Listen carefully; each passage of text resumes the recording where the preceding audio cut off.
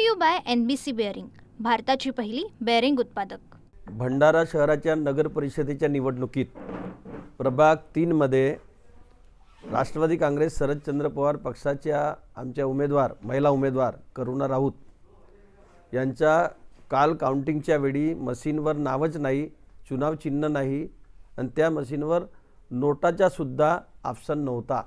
मला हे म्हणायचं आहे की जेव्हा काउंटिंगची सील तोडण्याच्या पूर्वी आणि काउंटिंग सुरू करण्याच्या पूर्वी खरं तर त्या प्रभागात एकूण उमेदवार किती, त्यांचे नाव मशीनवर आहेत का, त्यांचे चुनाव चिन्ह मशीनवर आहेत का, हे न तपासता काउंटिंग केली कशी हा एक विषय।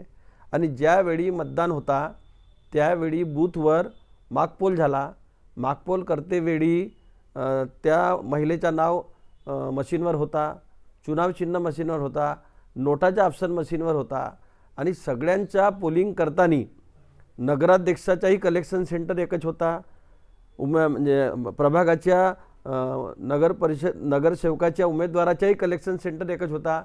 सगळ्यांच्या मतदान हा एकाच कलेक्शन सेंटरमध्ये झालेला आहे। इन्क्वायरी करताना जिल्हाधिकाऱ्यांनी एवढी मोठी जर एखाद्याची अनावधानाने चूक झाली असे जर जिल्हाधिकारी म्हणत असतील तर मला हे म्हणायचं आहे की त्याची इन्क्वायरी केल्यानंतर अनावधानाने चूक म्हटलं तर चालेल, पण समजा कलेक्शन सेंटरमध्ये सगळ्यांनाच मतदान केल्याचा निष्पन्न झाला तर ही अनावधानाने झालेली चूक होऊ शकत नाही। आणि त्या चुकीचा भुर्दंड त्याला जे कोणी जबाबदार असतील, मला असं वाटते की तुम्ही ज्यांना रिटर्निंग ऑफिसर म्हणून नेमलं होतं ते, या नगर परिषदचे जे चीफ ऑफिसर असतील ते, तहसीलदार असतील ते, हे सगळे लोक या प्रक्रियेमध्ये रिस्पॉन्सिबल राहू शकतात। जर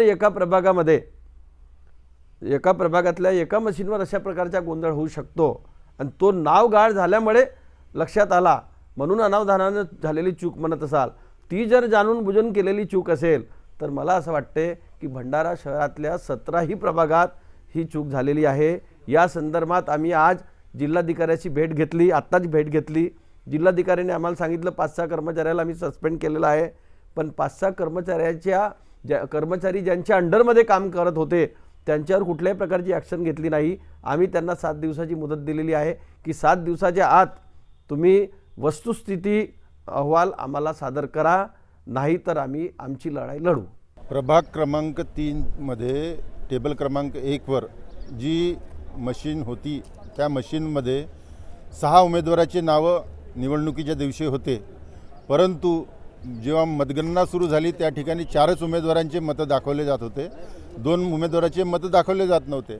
आणि शासकीय निवडणूक विभागाची जी शीट होती त्याच्यावर 6 उमेदवाराचे नाव होते, परंतु ॲक्च्युअल मशीनमध्ये 4च उमेदवाराचे मतं दाखवण्यात येत होते। त्यामुळे आणि त्याच्यानंतर मग बॅलेट मशीन जी राहते ज्या दिवशी आपण मतदान करतो त्या मशीन्स बोलवल्या, त्याच्यावर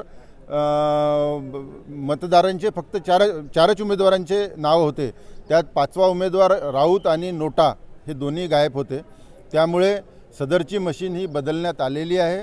या निर्णयाप्रत आम्ही पोहोचलेलो आहोत आणि ते स्पष्ट झालेसुद्धा आहे। त्याच्यामुळे आम्ही निवडणूक निर्णय अधिकाऱ्यांना ही तक्रार केलेली आहे आणि याबाबत आता रीतसर न्यायालयात दाद मागण्याची आम्ही तयारी करत आहोत। वरिष्ठांशी चर्चा करून पुढील कारवाई आम्ही करणार आहोत। Brought to you by NBC bearing, भारताची पहिली बेअरिंग उत्पादक।